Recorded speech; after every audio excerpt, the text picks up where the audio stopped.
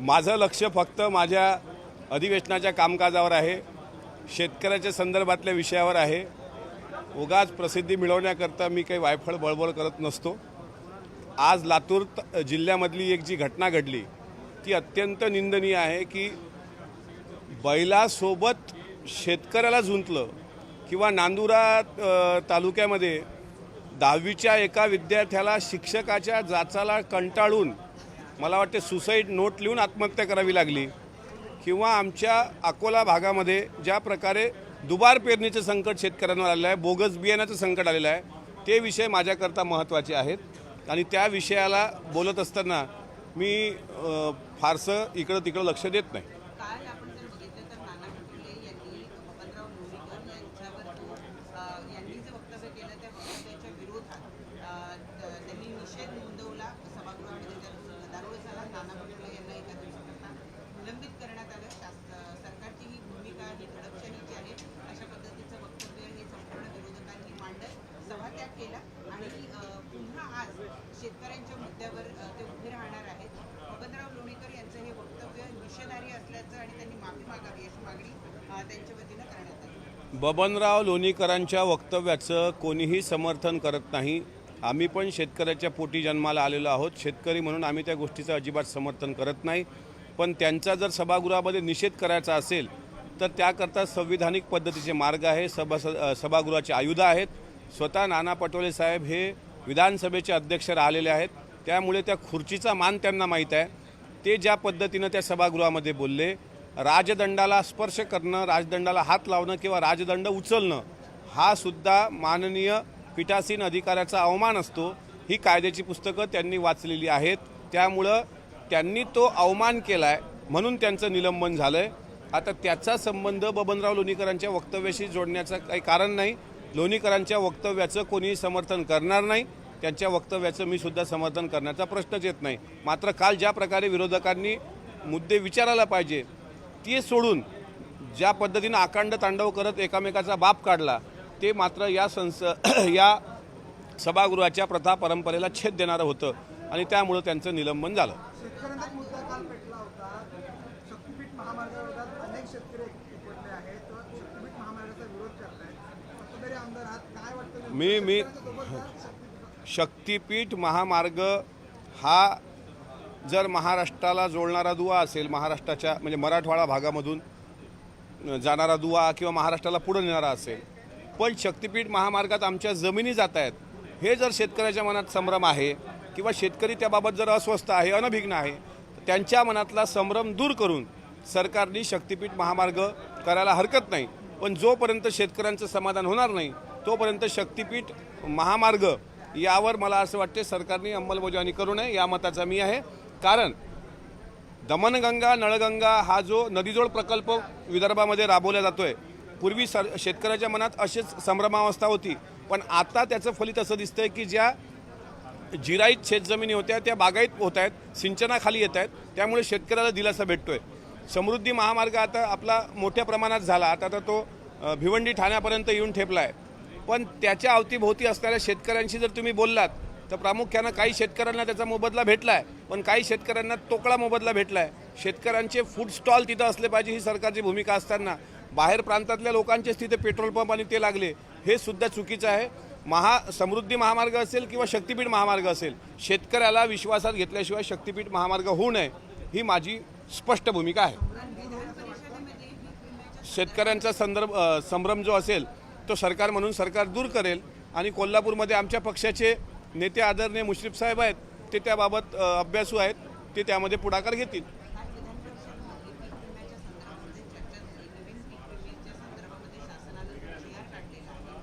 ट्रिगरचा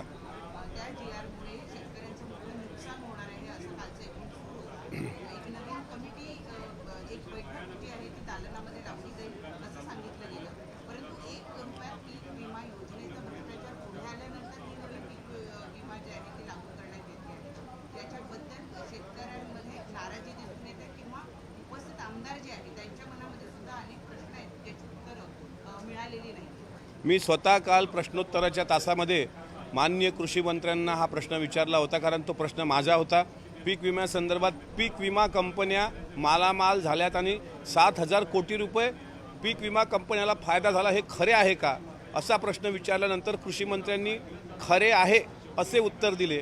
याचा अर्थ पीक विमा कंपन्या मालामाल होत आहेत, पण त्याचा मोबदला तो शेतकऱ्याला मिळाला पाहिजे, तो मिळताना दिसत नाही। त्यामुळे त्यांनी त्या कंपन्या ब्लॅकलिस्टेड करणार का असं विचारल्यानंतर ब्लॅकलिस्टेड करण्याचा सुद्धा त्यांनी आदेश तिथं सभागृहामध्ये तसा शब्द दिला।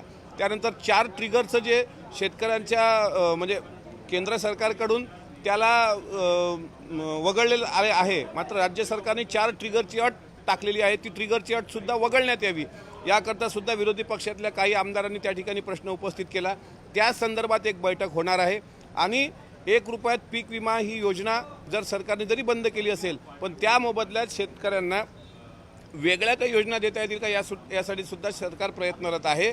त्यामुळे कालचा प्रश्न तुम्ही बारकाईनं अभ्यासा, त्यामध्ये शेतकऱ्याच्या हिताच्या दृष्टिकोनातूनच माननीय कृषी मंत्र्यांनी उत्तरं दिलेली आहेत। पण पीक विमा कंपन्या ज्यांनी शेतकऱ्याला वेठीस धरून स्वतः मालामाल होऊन शेतकऱ्यांना आजपर्यंत त्रास देण्याचं काम केलं, त्या पीक विमा कंपन्या ब्लॅक लिस्टेड होतील हे जे सभागृहात बोलल्या गेलं याचा शेतकरी म्हणून आम्हाला आनंद आहे।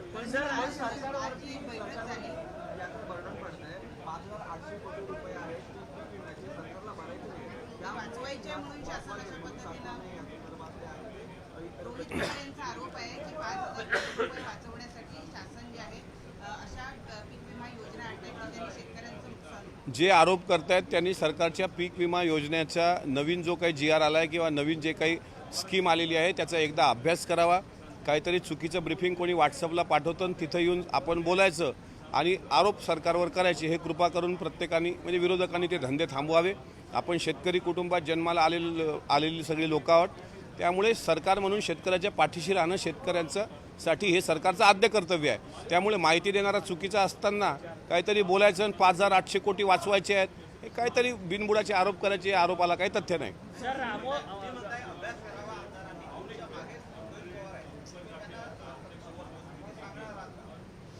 मी कशाला सांगायचं, स्वतः आमदारांनी त्याबाबत अभ्यास करायचा। विधिमंडळाच्या कामकाजात काय होतं, सरकारचे काय शासन निर्णय येतात, महसूलच्या संदर्भात सरकारची भूमिका काय आहे, या सगळ्या गोष्टी आमदारांनी अभ्यासाच्या असतात। पण आपण काहीतरी बोललं 5,800 कोटी रुपये त्यांच्यावर कर्ज होते आहे, तर अर्थमंत्री सक्षम आहेत ना अजितदादा, त्यामुळं बाकीची चिंता करण्याची काही आवश्यकता नाही। लक्ष्मण हाके यांनी पुन्हा एकदा अजित पवारांवरती टीका करताना सांगितलं की या निवडणुकीमध्ये स्थानिक स्वराज्य संस्थांच्या निवडणुकीमध्ये ओबीसी समाज हा अजित पवारांसोबत नसणार। ओबीसी समाजाच्या संघटनांच्या नेत्यांची बैठक जी आहे ती 4 तारखेला मुंबईमध्ये बोलवलेली आहे लक्ष्मण हाकेंनी। मी तुम्हाला सुरुवातपासून सांगत आलो आहे की मी या विधानसभेच्या या विधिमंडळाच्या या पावसाळी अधिवेशनामध्ये शेतकऱ्यांचे, जिल्हा परिषद शाळेचे, कष्टकऱ्यांचे मुद्दे मांडणार। कोण कुठे येऊन काय कोणी बोलून जातं त्याला उत्तर द्यायला आम्ही बांधील नाही आहोत। त्याला त्याची जागा काय जे दाखवायची आहे ते आम्ही दाखवून दिलेली आहे। त्यामुळे दुर्जन प्रवृत्तीच्या व्यक्तींबद्दल अधिक न बोललेलं चांगलं, आणि कशाला सकाळी सकाळी माझ्या तोंडून मुक्ताफळं उधळत आहे तुम्ही लक्ष्मण हाके मात्र तुम्ही उद्या नेत्यांवरती मुक्ताफळं उधळतात। आज शाळांचा मुद्दा उपस्थित करणार आहात, तुमचा लक्ष वेधणे तुम्हाला त्याच्यामुळं जास्त जरा हे होतं आहे का, ते आउटडेटेड बॅटरी आहे।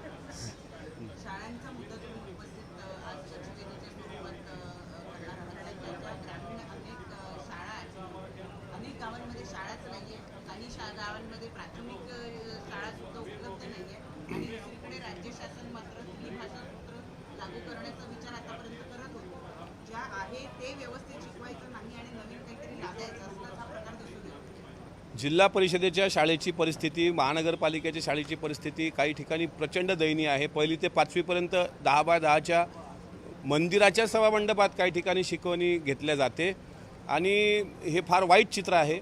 आमच्या म्हणजे CSR फंड काही ठिकाणी उपलब्ध असतो, काही ठिकाणी नसतो, काही ठिकाणी CSR फंडमधून शाळा खोली दुरुस्तीचं काम सुरू आहे।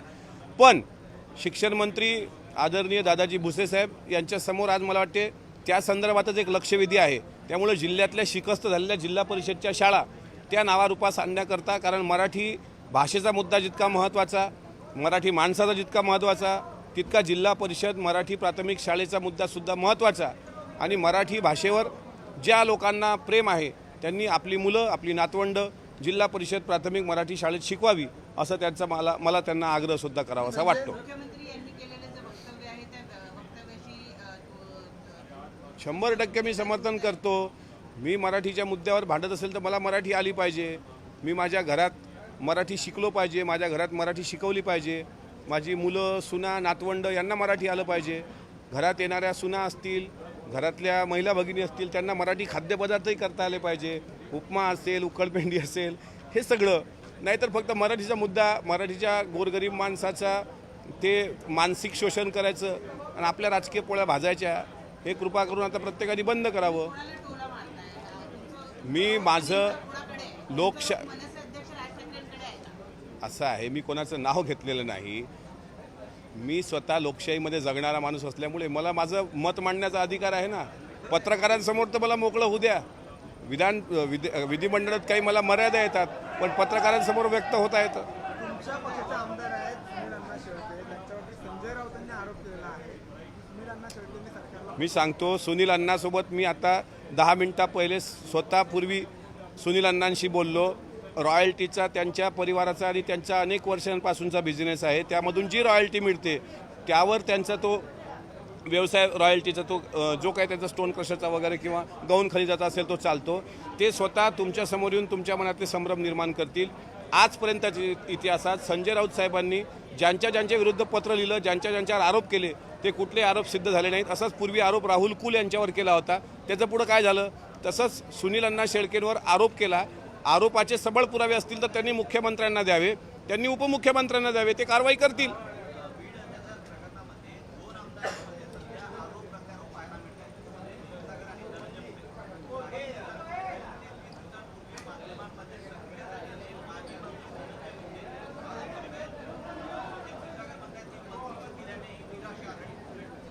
क्षीरसागर काय म्हणतात त्या बोलण्याला अर्थ नाही. क्षीरसागरचे त्या आरोपीसोबत काय संबंध आहेत हे क्षीरसागरांनी जाहीर करावं. त्यांचे कॉल डिटेल्स रेकॉर्ड काढण्याच्या संदर्भात स्वतः दमानिया ताईंनी ट्विट केलेलं आहे.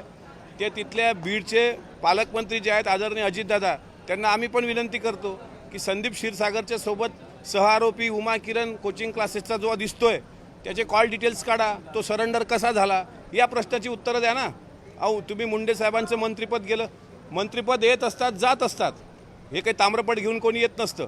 आणि मंत्रिपदासाठी हपापलेली व्यक्ती मुंडे साहेब नाही आहेत. त्यांनी याबाबत कुठलीच दोष नसताना ज्या पद्धतीने ॲलिगेशन केलं गेलं, बजरंग सोनवणे असतील किंवा संदीप क्षीरसागर असतील, ह्या लोकांनी फक्त आकांड तांडव केला. मग आता एक बोट दुसऱ्याकडे दाखवताना 4 बोटं तुमच्याकडे पण आहेत. स्वतः एवढे तुम्ही निपक्ष आहात ना, मग होऊ द्या ना, तुमचे कॉल डिटेल्स रेकॉर्ड येऊ द्या की तो सहआरोपी तुमचा कोण लागतो. तेव्हा मुंडे साहेबांनी केलेली मागणी रास्त आहे आणि मुंडे साहेबांच्या सोबत आम्ही आहोत.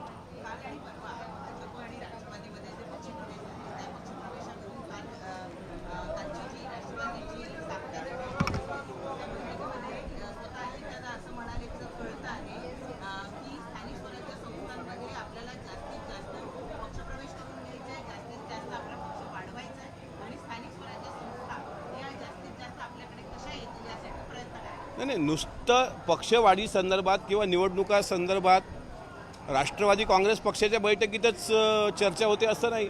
भाजपच्या बैठकीत काल रवींद्र चव्हाण साहेब त्या ठिकाणी प्रदेशाध्यक्ष झाले. नितीन गडकरी साहेब होते, मुख्यमंत्री होते. त्यांचे भाषणं तुम्ही बघा. शिंदेसाहेबाच्या सेनेतसुद्धा पक्षवाढीकरता आपापल्या पद्धतीनं काम सुरू आहे. आम्ही आमचं पक्षवाढीसाठी काम करतो आहोत. त्याच्यामुळे आमच्या पक्षामध्ये इन्कमिंग काल बघितलं असेल, भंडारा, गोंदिया, चंद्रपूर, परभणी, माजी आमदार विजय भांबळे साहेबांचा काल पक्षप्रवेश झाला. त्यामुळे आम्हाला स्थानिक स्वराज्य संस्थेमध्ये आता काम करायला चांगला स्कोप निर्माण झाला आहे. त्या अनुषंगानं आमचे पक्षाचे अध्यक्ष, पक्षाचे प्रमुख हे आम्हाला मार्गदर्शन करत असतात.